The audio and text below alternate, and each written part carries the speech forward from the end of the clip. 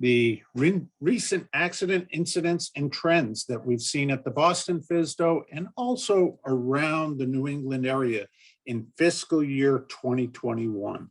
I will readily admit that this is a rough draft. It's put together quickly. If you were here and heard before, this is kind of a kickstart for us on the FAASTeam to take a look at what has been going on in the past year with it. And all of us on the FAASTeam, you know, I'm going to do my little spiel here, but we try to promote, educate, and improve in everything that we do. And most of us from the New England FAASTeam are here. We have Dan and Rob from the Bradley FSDO. You guys want to say hello just so people recognize your voice? Sure. This is Rob Leonard. I'm from talking to you from Niantic, Connecticut. I'm part of the Bradley FSDO on the airworthiness side. I'm looking forward to this presentation tonight to discuss the accidents that we've been having this year in our districts. So it's great to be aboard with you guys. Thank you. Yep, and this is Dan Carter with the Bradley FSDO, Rob Leonard's counterpart, and happy to be here tonight. I'm currently in Farmington, Connecticut. Excellent. And on the operations side out of Portland, and then also there's myself out of Boston, is John Wood. John and I have been, what we realized, been working on and off together industry FAA-wise for 30 years now, John, right? Yeah, that's why I have a beard and I'm getting gray. Yeah. It's been a long time. If I grew mine out, it'd be great. Yeah. Yeah, but welcome aboard, everybody. It's good to have you with us tonight. We have a great presentation and we look forward to giving it. And I think you're really going to enjoy it. Excellent. Excellent. And because he is on vacation, I do believe, is on the airworthiness side up in Portland is John Bell. You know, we are looking for airworthiness in the Boston area, definitely. But what we do a lot of work through is at FAASTeam.gov. And really what that is our general aviation safety promotion website for the FAA. And more than the programs that may occur in there is our biggest concern is, are you a proficient pilot for the type of flying that you're doing? And also, if you do more than one type of flying, do you do checking and make sure you're comfortable in both sides? You might be flying an airliner one day and flying a tailwheel the next, you know, completely different animals. And you need to make sure that you are proficient in each. So we strongly recommend a couple things. One, for each type of flying that you do some annual checking. You know, get together with an instructor, make sure you're proficient, meeting the standards. That's part of what we advertise on the Wings program, and be part of an organization. A lot of organizations, if they have flying included in it, may have something like that in terms of flying clubs, maybe even some EAA chapters, I see it, or whatever it may be. But being part of an organization helps you understand and gives you the opportunity for educational type things. John Wood, how many people do we have on now at this point? Can you see? Oh. Yeah, I can, Steve. I can. We have 131. Excellent. Excellent. Yeah, really good.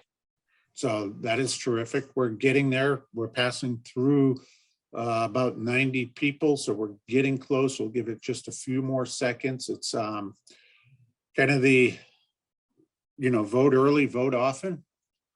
And it's kind of what I expected, is most of us involved in aviation do know somebody, maybe not closely, but we do know somebody that has been involved in an accident. Actually, I'm pleasantly surprised more people, it's a greater percentage saying they didn't know anybody, which is great.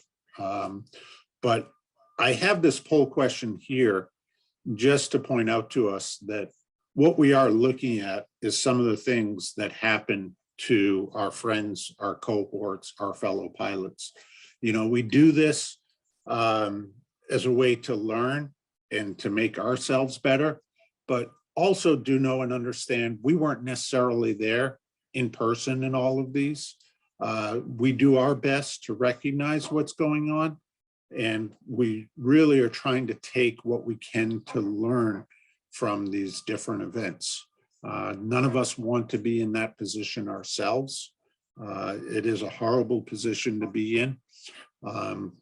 You know, whether you're involved in an accident yourself or a close family member or anything like that.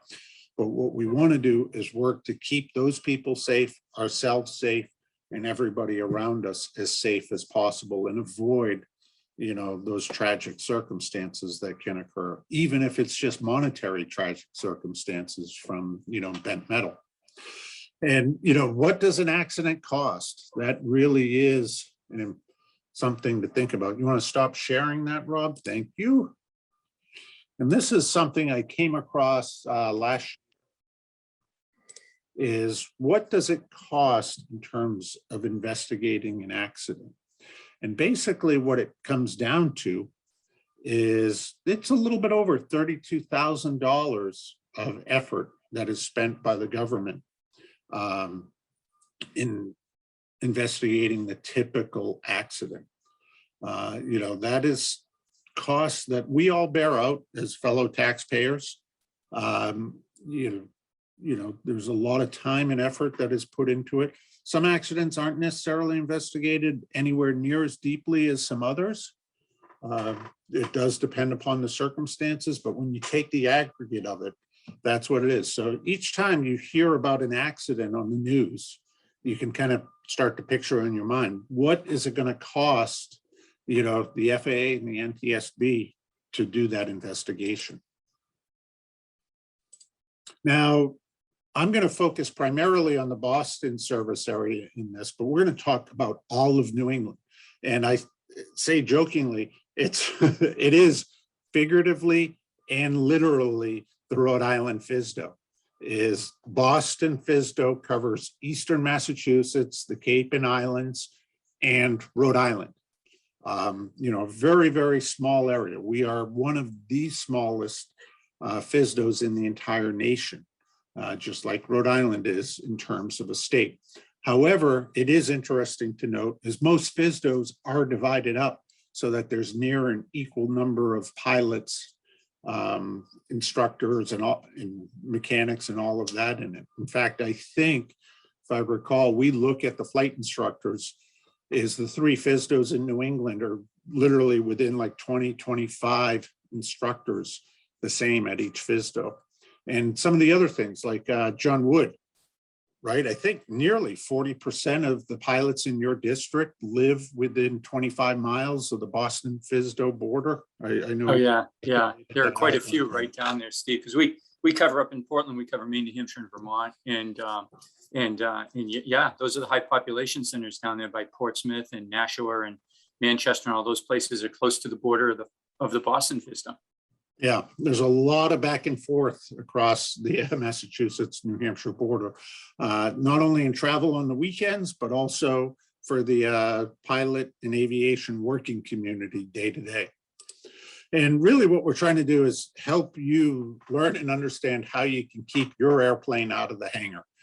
You know, we don't want you putting it in there in the wrong way, and we don't want it going in there because of something happening in the wrong way. So let's just take a look at some of the trends. Here's what we're looking at nationally. Granted, our fiscal year 2021 just ended right here at the end of September. This is going to change some in the near future. We are going to end up seeing an increase in the total number. Let me go ahead, get out the little spotlight. Let's see if that's working. Yes.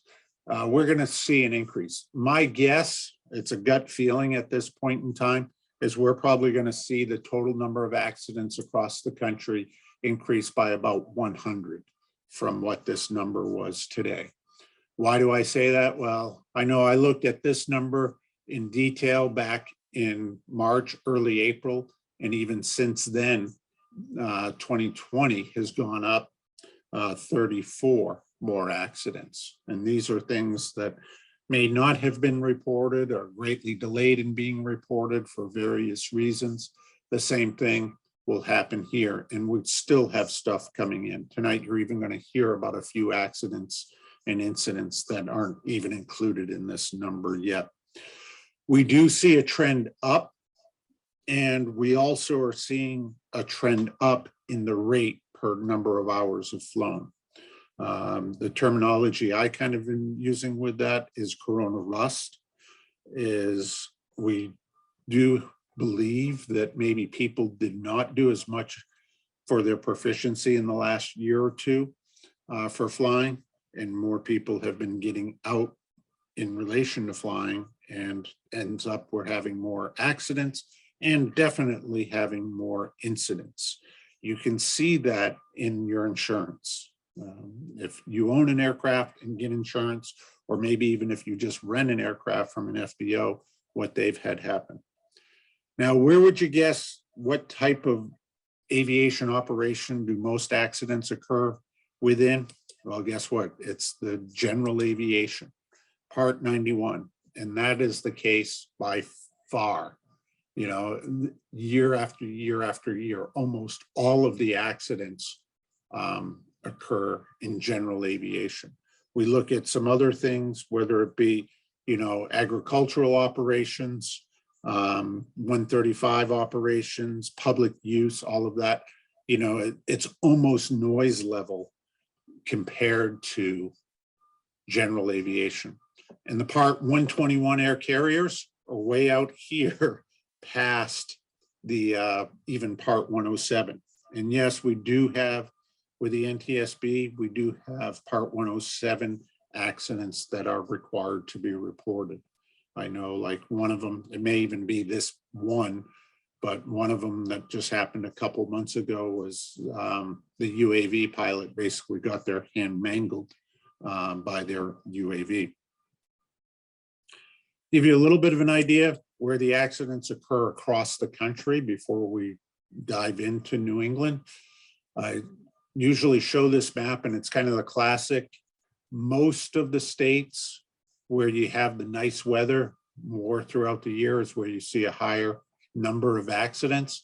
You also tend to see, by the darker shading, is what I call the major routes going across the center of the country, up and down the West Coast and up and down the East Coast between the population centers, is where we do see most of the accidents, even including within general aviation. Which state has had the most changes a little bit from year to year? Take, for example, California, which as of right now has just the 4th highest total, but it had the highest total last year. Texas was number 2, now is number 1. Alaska also has had a little bit of a rougher year. They've moved from 4th place up to 2nd, not something you necessarily want to do. And Colorado here has moved from 9th place in fiscal year 2020 to number 5. You know, do notice as we scroll down, the New England states don't even make it on the charts. And that really is because of some of the limits that we have to our flying here. You know, we have limited flying weather. The last few days throughout all parts of New England, we've had low ceilings, not much recreational type flying going on.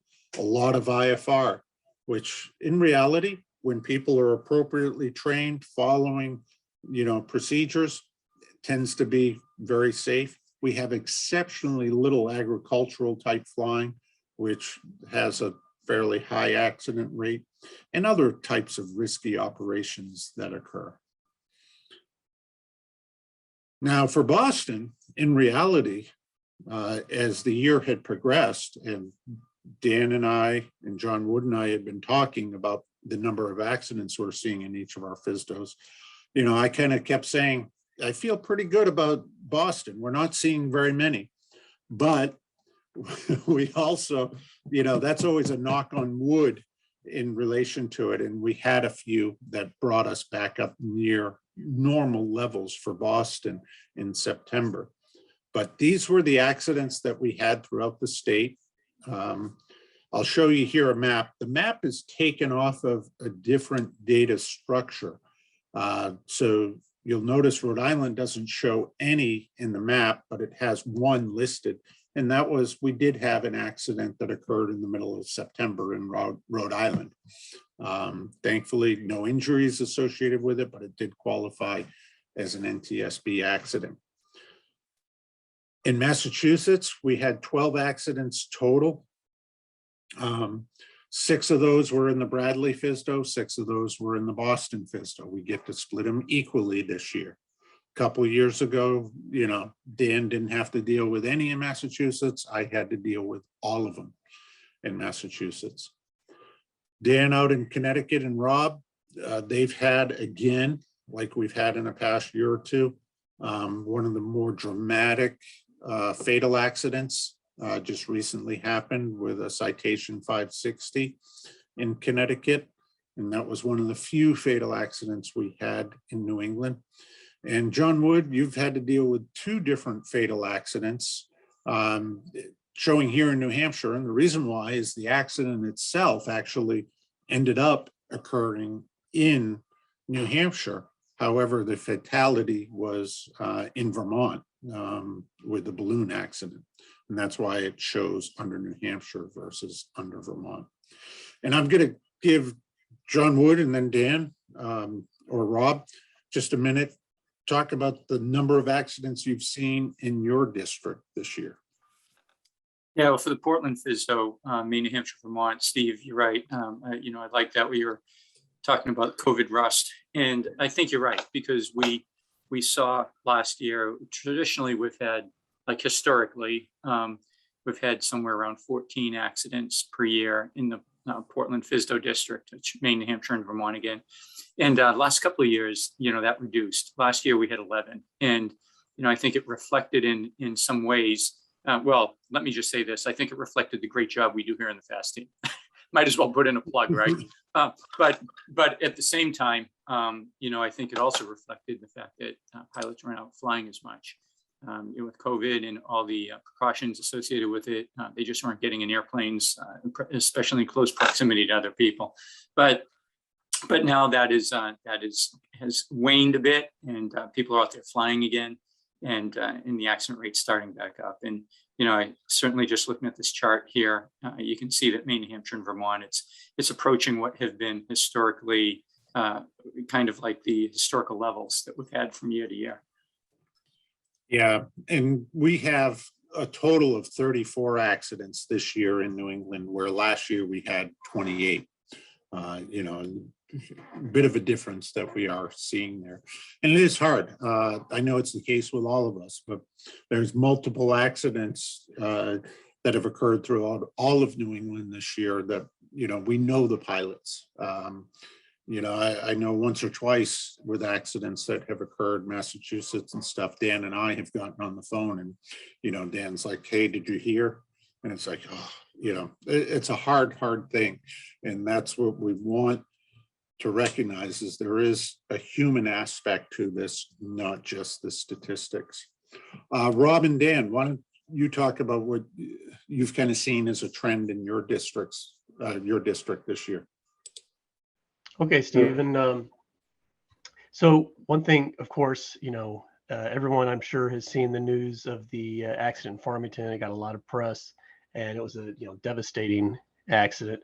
I get asked quite a bit of questions about it, and there's not a whole lot I can say, but the Ntsb Preliminary did just recently come out, and I put the link to that in the chat, and it has a lot of information there. Just, bear in mind, and it'll say right on the report, it is preliminary. It is subject to being revised before they do the final. But it does give some information in there for everyone. That was pretty heartbreaking accident. But yeah, I'd have to agree with John. We're seeing the stuff with, folks not flying as much with COVID, and our accident rate, I was a little worried that it was going to be higher this year. We're going to have, it looks like, one more accident than we had last year. But one thing that we've noticed is the incident rate has gone up even more than the accident rate.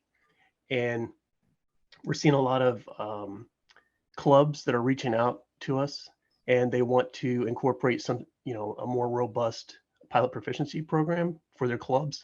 I just had 2 clubs today that actually emailed me, and they're looking to possibly implement, maybe wings or another program that the club members will buy into, because they're seeing a lot of club airplanes that not actually an accident, but they're bending metal and people aren't getting to fly as much. Rob, did you want to add anything in? Yeah, just before I start chatting, David asked a question. He says, on the topic of COVID rust, do we have numbers showing fewer GA flights in 2020? Stephen, do one of you guys have the answer to that question? Yeah, the details on that will come out a little bit later. What we did see in 2020 was, for the first couple months of it, a significant drop off in the amount of operations that were occurring, specifically like March and April. And that was nationwide and also did apply here in New England. Once the warm weather started coming around for us in New England, we started picking back up.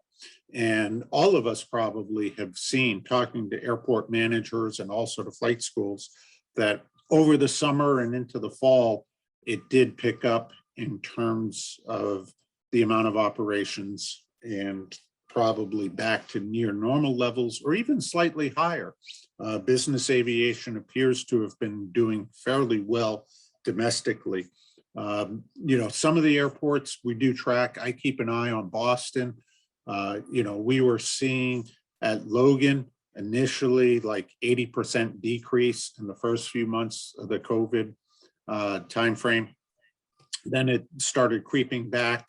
And as last summer, as we went through last summer over this year, and especially coming into this summer, it crept back to where we were seeing rates down at Logan for the number of operations to less than a 20% difference from what it had been previously. And almost all of that could be attributed just exclusively to international flights. Domestically, we were right back where we were, and even a little bit more on domestic for some period of time this summer. General aviation, Stephen, it's picked up. Yeah. I was just going to add, it's not scientific, but, Oshkosh had a record year this year.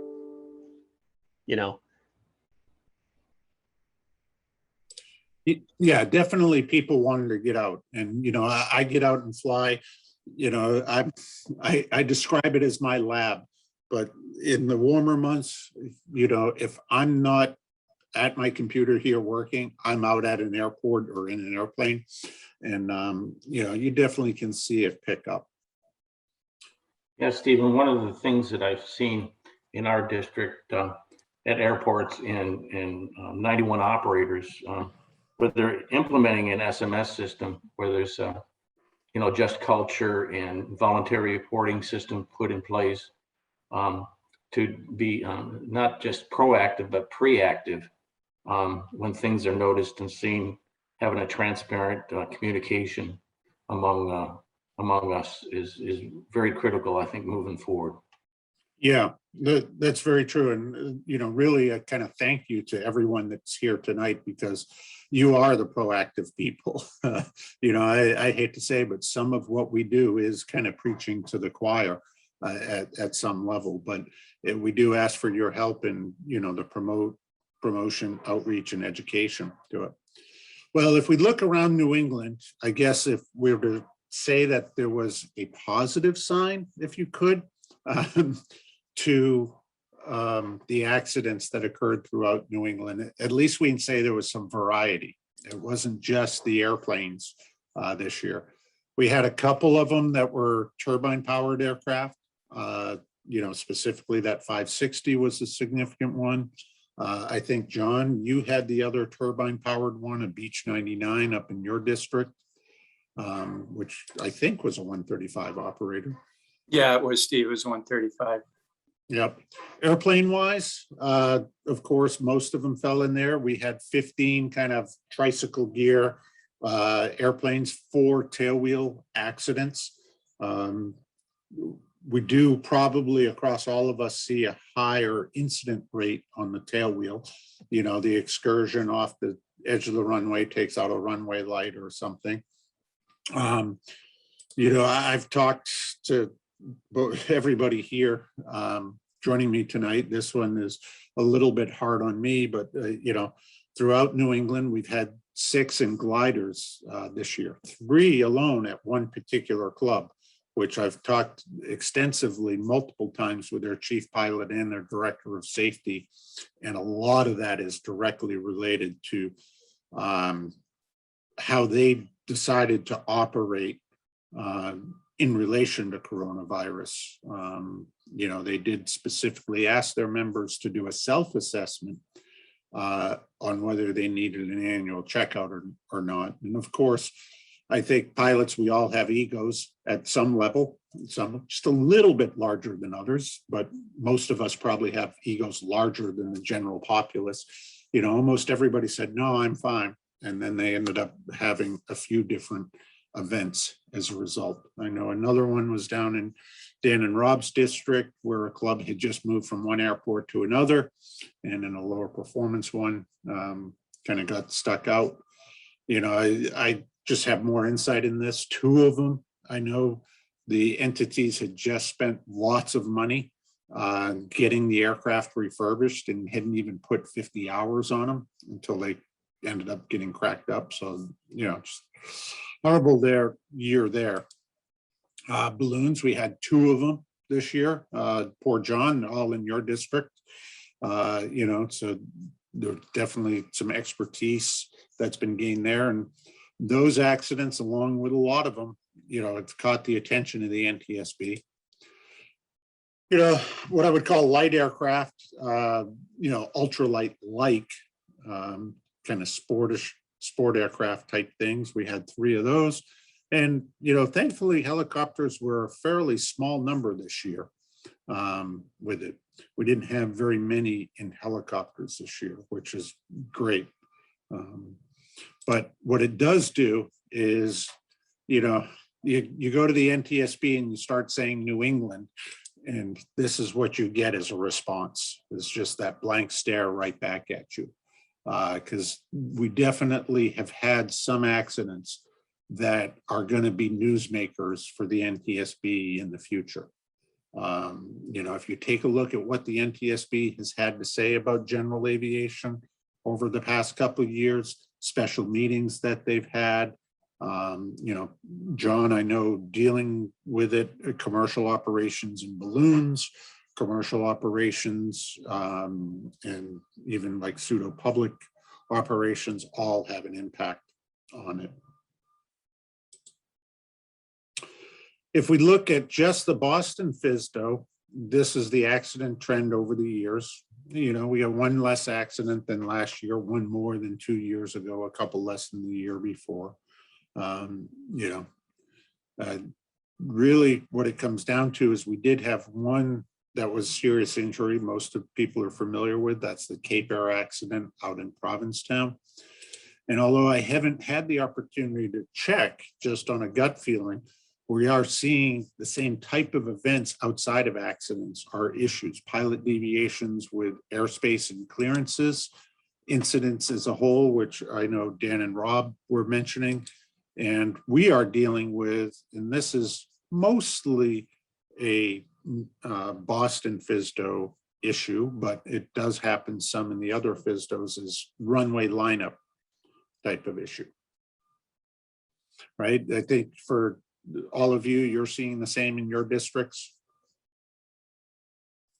Yeah, it's funny, Steve, it's John.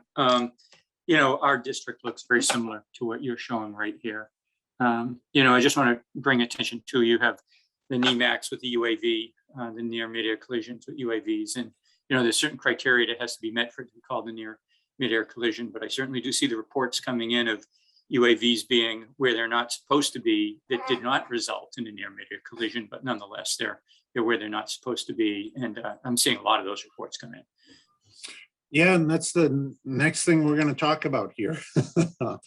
We have some statistics. We have terrific person here in the Boston FSDO that helps out all of us in New England. And if the FAA ever does decide, which, most people think they should have already, but come up with safety inspectors for specifically with the UAS experience, we have an individual in Boston that I would put right up in front on that. Is if we do take a look at the UAS occurrences, some of these are, the reports near mid-air collisions, that sort of thing. But a lot of these are also, flying around in cities or something like that, where they should not be. ATC towers see them, reported by other aircraft, that sort of thing. And, this past year, 2021, we've seen a big uptick in it. And this is for all three of the New England FSDOs, and a large number, as you see there. Of course, it does vary by month. The warmer weather by far. In fact, even on the safety outreach, they are in the process of changing it.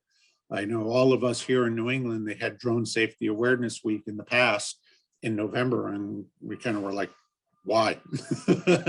Nobody's out flying drones. But you see May, June, July, August, that time of year is where we end up seeing all of these different occurrences that end up taking place. Sometimes the occurrences even make the news. You've seen them already where they've flown drones over, say, Red Sox games and things like that. Some of these are definitely news makers as far as it's concerned. And in the Boston FSDO, we see the most, almost all of them, or a large majority of them, are right around the Boston city area. Beautiful city. People love to take pictures of it. That's the issue.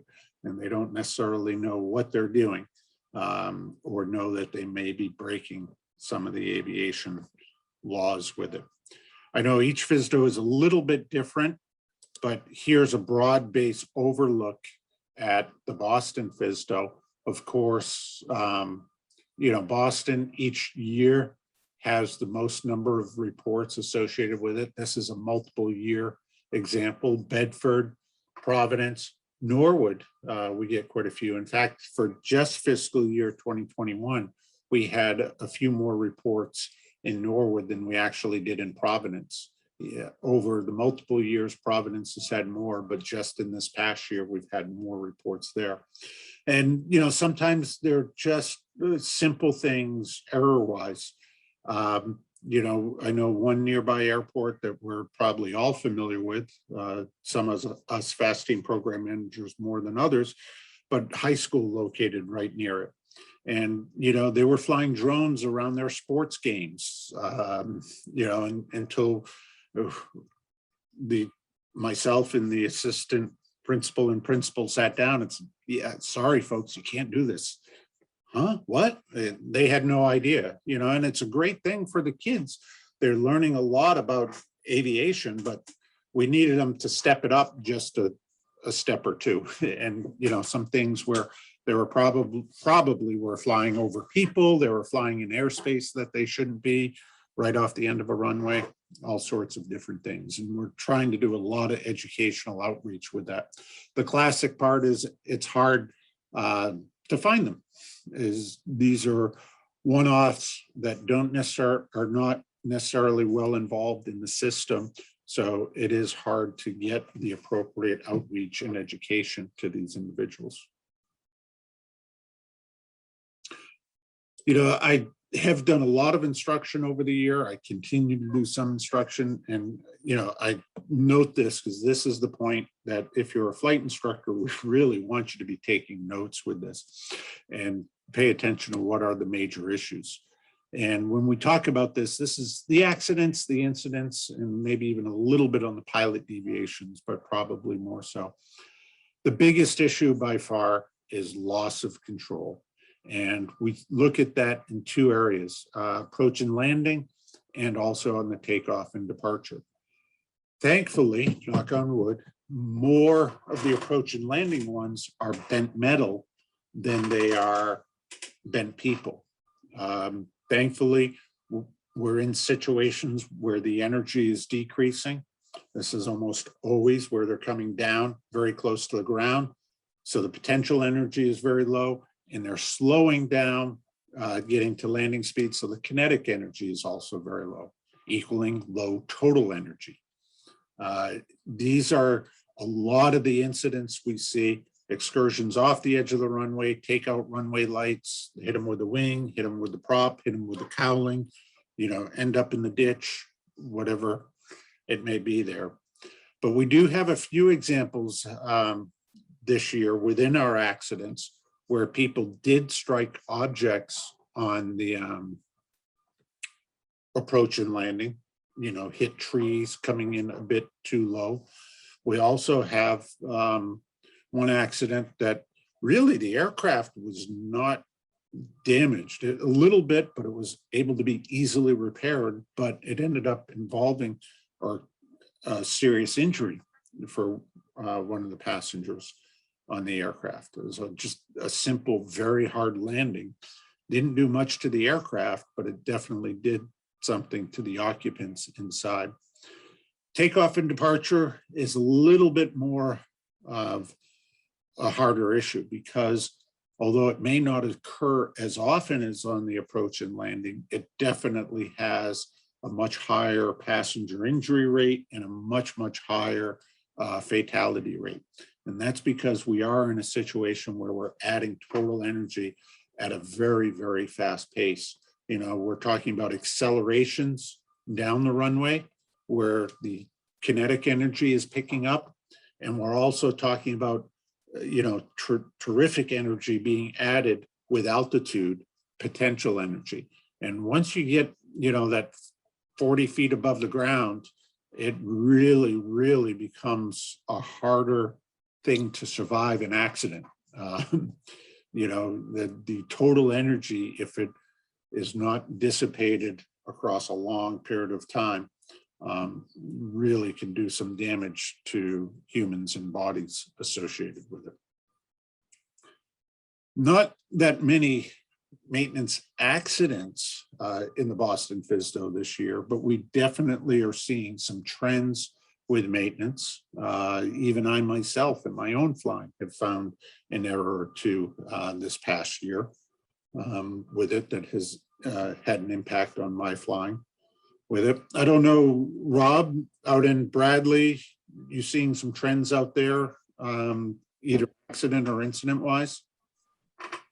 Yeah, we've had a couple accidents with, landing gear collapsing, on landing. Had another accident with an experimental aircraft where they had put a bolt in backwards on one of the control systems that caught on a rib and didn't allow the control to have full travel. Right. Yes, I remember that one. Yeah, and so yes, they are occurring, and yes, they're happening. Yeah, and we'll take a look at a couple little things example-wise later on with it. But we definitely have maintenance issues that's continuing to go on. Operator error, we are seeing that. It looks like we might have an accident here in the Boston area that was based upon fuel exhaustion. Also, this is something we've been talking about a lot. I know John and I have. When Dan joined the FAASTeam, we've been kind of watching this, and we're starting to engage on it more and more, and we see it throughout a lot of different things, but just checklists, usage, operator error, not necessarily following checklists with it has led to some accidents.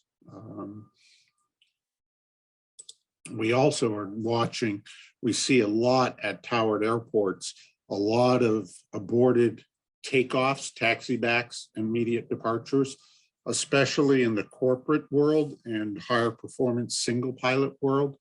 And what catches our attention about that is a lot of those reports are, aborted takeoff due to an non-specified cockpit indicator, taxi back and departed normally.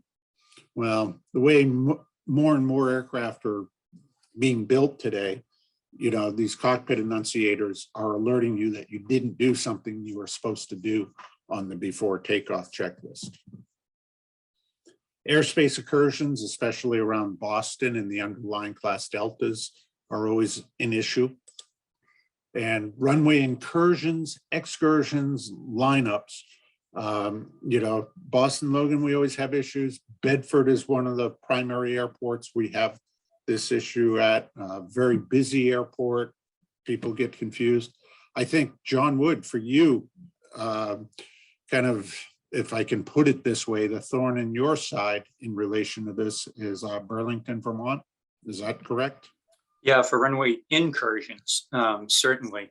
Not many excursions up there, not many lineup problems. The runways are far enough apart in their magnetic headings that we don't get too many people lining up for the wrong runway. But it is a very complex geography on the airport, and something that really requires a pilot to, you know, have done their pre-flight due diligence to know where they are on the surface. And without that, or sometimes even in spite of that, you know, depending what the situation is, whether it's low visibility or what it happens to be, yeah, we do get quite a few incursions up there. No. Two more issues that we want to bring up, because we've seen this on accidents that we've dealt with in this past year. And you may not think about this, but I say pilot currency, and there's some aspects to it.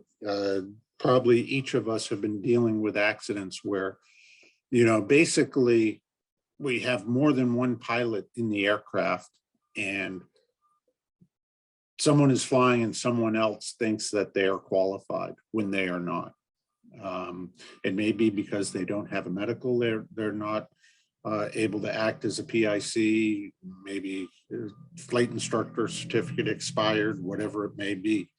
And it's interesting because we've seen a few of these, even on the national level, and occasionally they get into pilots pointing at each, well, I didn't know, I thought, you know, they asked me to go along with them.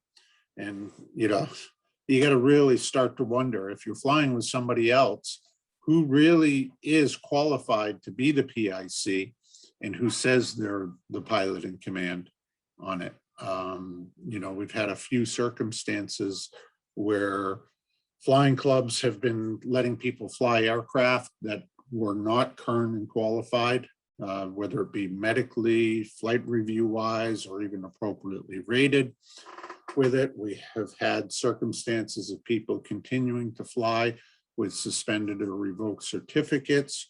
We've had people giving flight instruction without a valid flight instructor certificate. We've had entities that have kind of said, yeah, here's someone that can teach you how to fly this aircraft, and you know, they have their own issues with it. So I point that out. That is definitely something to take a look at. And as I said jokingly, but you know, when you get kind of that blank stare from the NTSB investigator, this is one of those issues that causes them to have that blank stare. The other issue is one that has been creeping up on us over the years, and I'm going to talk about it a little bit more, but is drug and alcohol. You know, we can't talk specifics, but I know all of us are dealing with accidents where there's high suspicion or already known, but not necessarily known to what extent it has an impact, where drug and or alcohol may play a role in the accident and pilot impairment. It is an NTSB focus. It is something that they are looking at on some of these. It is something, it's easy for us to find it on fatal accidents, you know, with toxicology reports. It's a little bit more difficult when it's bent metal or not very bent people, but it is something that I know, at least within our FSDO, we have been talking about it, both for the investigators within the FSDO and also as we talk with local rescue and police agencies that should be taking a look at field sobriety type things to kind of be paying attention to it, not necessarily saying issuing field sobriety tests unless they feel it is necessary. But just because it's an airplane, don't treat it differently than you would someone in an automobile accident, is you may want to have an antenna up and taking a look at that.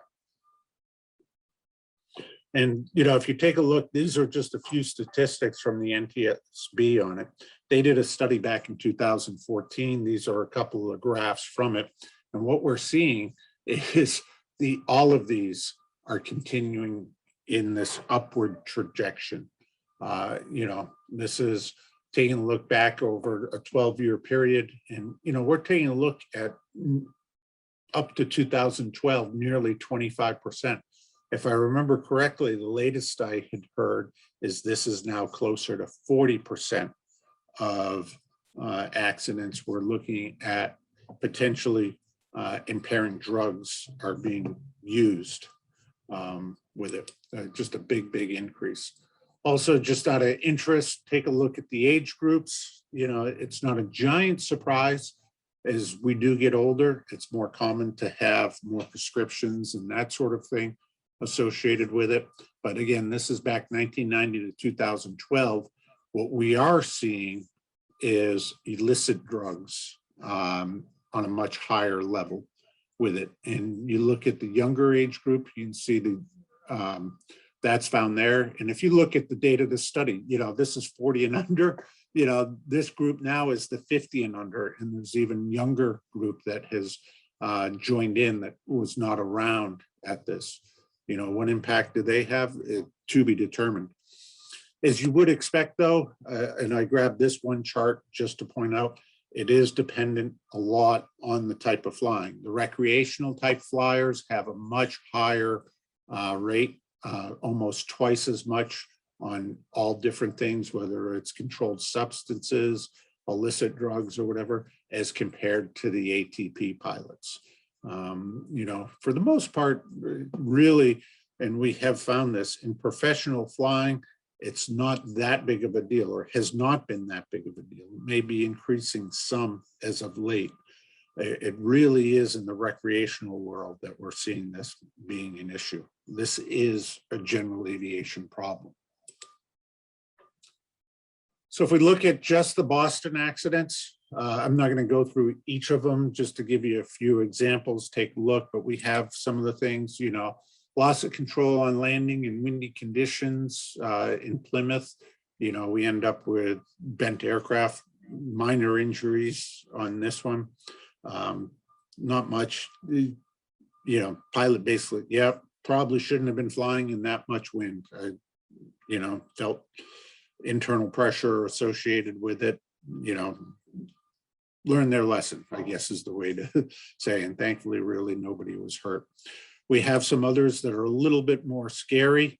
You know, this was one we had at Nantucket, and you can see the aircraft coming in and landing on the taxiway and then proceeding down the taxiway and hitting the barriers for the closed taxiway as they then proceeded to do a go around, and significant damage to that aircraft on it. What is interesting to note is we had multiples of people taxiing through these barriers also. It just was crazy for us to see somebody land on it.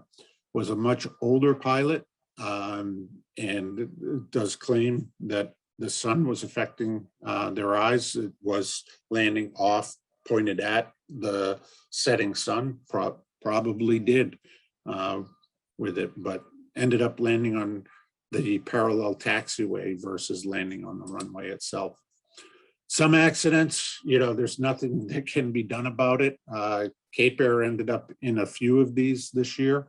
You know, they've had probably a worse year than they've ever wanted to have, but here's the type of thing, you know, bird strike that ended up causing enough damage that it ended up qualifying as an accident. They had another one, the final is out on this one already too. Here's some video associated with it, and this is a good one for training and instructors and multi-engine instructors. Is you watch it come in, and they're doing a simulated engine out approach to landing to the runway, and basically come down, and then because they are simulated with just kind of the throttle pulled back, they are going around, and you can start to see the loss of directional control associated with that. The reason why is the engine that they had simulated, they were expecting it to come back and produce full power. It did not with it. And ultimately the flight instructor took over and basically put it down on the infield, came to a stop with everything. What is interesting with this particular accident is they had been training in the simulator, and on the Cessna 402, in an engine failure or similar, it tells you to check fuel flow, and if deficient, put the fuel pump on that engine into the high position, which they had been doing in the simulator all the time. They did, this was their first time doing a simulated engine out in the actual aircraft.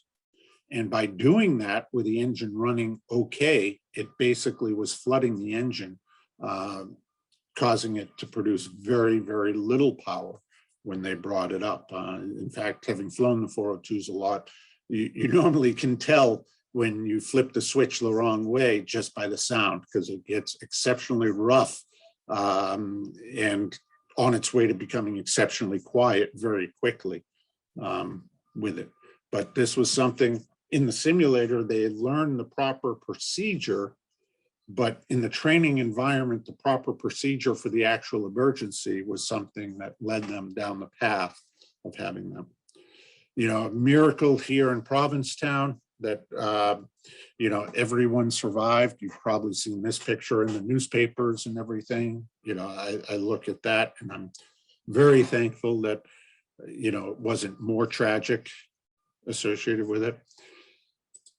And then we have others. This one doesn't look too bad, but it is one of those things with even incidences where we start taking a look at the aircraft. You know, the focus on this one is on fuel, because they were going from New Hampshire to Minuteman to get kind of the cheap fuel when the engine quit, and they landed in a large rail yard parking lot. And, you know, the person did a pretty good job, picked an appropriate field, all of this. And this is apparently how it came to a stop. And the pilot did want to fly it out. But however, on inspection, we found that the firewall was bent and lower fuselage longerons were bent, which qualified as major damage. Now, it is possible that maybe that was something that was there and existed beforehand, before this happened, but it is highly likely that it did occur from this. And, you know, it's a shame that we lost the Marlborough Airport a few years ago, but the airport now that the fence never gets rusty and is always being replaced seems to be Block Island, Rhode Island, not Massachusetts. That's an error on my part. I apologize to both Rhode Island and Massachusetts on that. But we had somebody, and this is the case, we had multiple incidents and accidents around New England this year with kind of new airplanes to pilots, that sort of thing.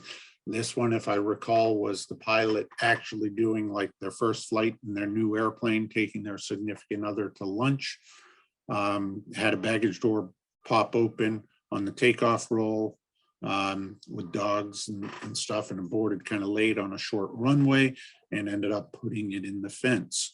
Now, I will note, you know, it is damage and all of that, but pilot was probably luckier and probably did the more right thing, not saying it was the right thing, but the more right thing by aborting the takeoff. And you can see the skid marks here. But what I do want to note is you may recognize the guardrails in the little road over here, and the fence. Stop the person and pay attention and see the tops of trees over here. And I bring this up because we've had similar accidents at this airport in recent years that thankfully nobody's gotten hurt on, but really should have been. You know, it makes you say, wait a minute, didn't this just happen before? And yeah, it did. You know, remember that top of the tree in that picture? Well, here's what's down in the bottom. And this is one accident we had down there in October 2017. Thankfully, the husband and wife got out of this one okay. Nobody really hurt, but you can see the wing is separated. You know, took out the fence, took out the guardrail, and ended up down here. And yeah, wait a minute. Didn't we have an accident there before? Yeah, we did. It's just back in June. We had same type of aircraft as that other one, a Saratoga, go through the fence, hit the guardrail, break up, and caught on fire too. And thankfully, the pilot and their family got out of both the accident and the fire. And it's just the other side of the tree. The trees I had pointed out in the earlier pictures are right over here near the skid of this helicopter, you know, and that's something to consider. Going to short runways in aircraft that you're not familiar with or not proficient at as a pilot, you really have to be giving strong consideration to that. We dealt with that a lot in the past in the Boston FSDO with the Marlborough Airport before it closed. Since then, we've dealt with it some at Cranland, and we always have been dealing with it at Block Island in the summer months. You know, it's a little bit of a running joke. Is the call comes in that there's an aircraft down at Block Island, and you know, within the office, the running joke is, summer is here. You know, you got to really think about that. And I would point that out to the instructors in the audience is, you know, if you're going to have pilots that are going to places like that in certain types of aircraft, make sure that they do get appropriate training. In general, you got to think about the incidents. We probably, our best guess is we're seeing somewhere between 2.5 to 3 incidents for every accident that occurs out there. And, you know, we don't technically know about many of the incidents that do occur. Why? They're not required to be reported under most of our regulation structure. You know, most of those accidents and events are Part 91, as we know. Part 91 doesn't require any incident report, only if a violation of the reg.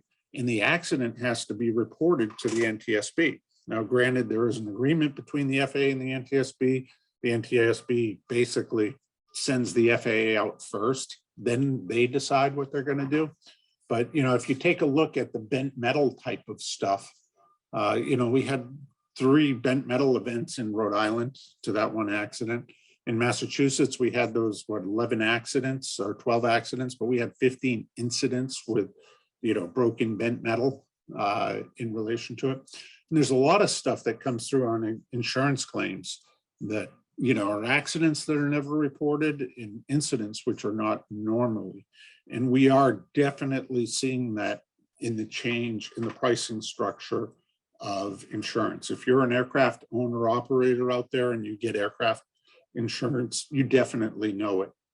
You know, you're seeing widespread increases in the insurance premiums on general aviation aircraft. Now, I talk about it, safety is more than just not having an accident. It really is paying attention to what's going on around you and some of the things, you know, little things. This was lucky, this could have been an accident. And that's what cases with incidents are. But we actually, you know, they came in Cirrus parked right next to another Cirrus and they were unloading when a Global Express taxied out and blasted them with a prop or jet wash, spun this Cirrus around completely, dragging one wing over the wing of the other one, basically breaking 2 SR-22s in short fashion and grounding them, but also left people that were trying to get their bags and stuff scrambling for cover.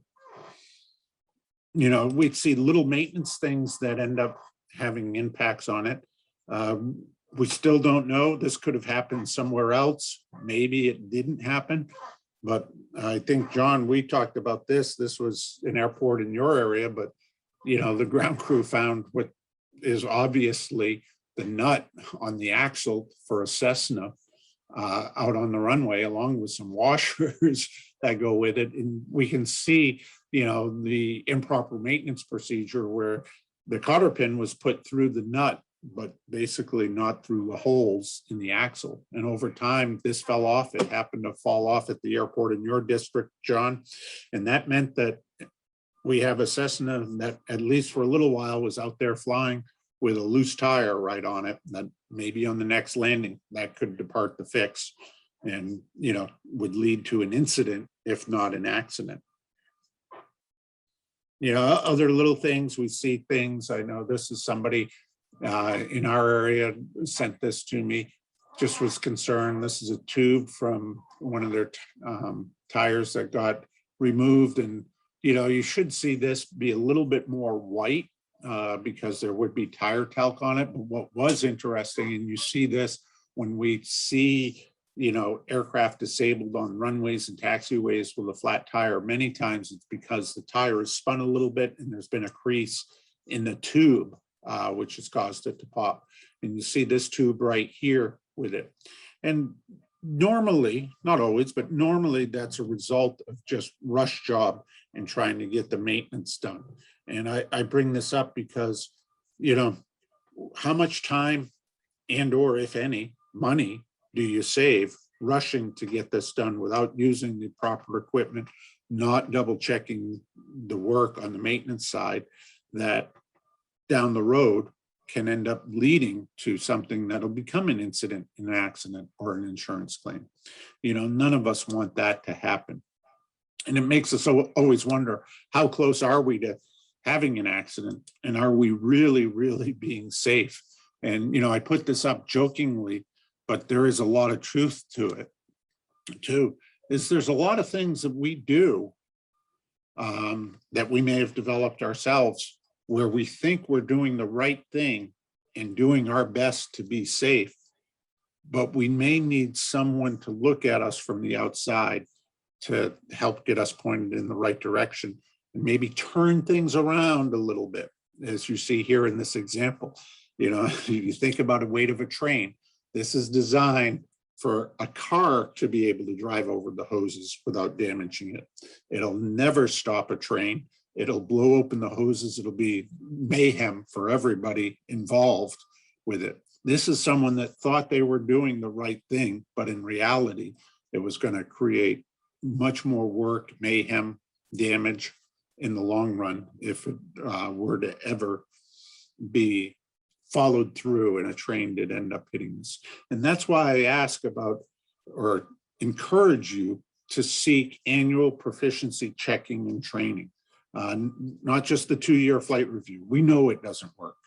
It just does not work, folks. It's that simple. And if you look at my presentation on this later on in the year and some of the other stuff, you know, you see so many people that have accidents that are at the far end of their flight review 24-month time frame, or even just beyond. It's the annual proficiency checking which really does make the difference. So I do want to thank you. I ask you, this is something I ask of all of my safety reps. It's what I try to do, you know, promote, educate, and improve. And for all of us out there, and this is the same for me too, because my flying season is kind of getting near the end, but, you know, go out there and fly. A proficient pilot is a better pilot. And, you know, the more you fly, the more opportunity you have to learn, and more likely you're going to make the right decisions when the time comes to it, you know, and go out there and fly, have some fun. I'm recording this tonight, and this hopefully will be used in something we're working on in the FAASTeam, but a lot of previous webinars that we've done here in the New England FAASTeam are available on the Boston FAASTeam YouTube channel. This is an old picture, but we put things up there. It's a new budget year.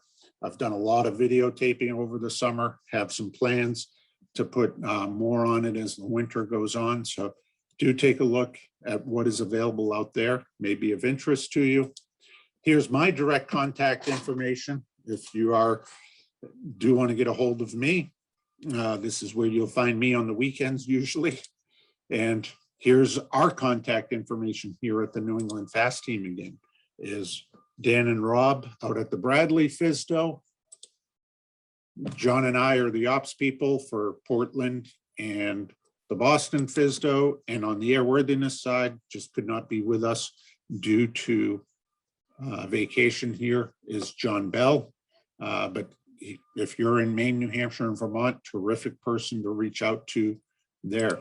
So I do want to thank you for it. I'm going to go ahead and stop the recording now.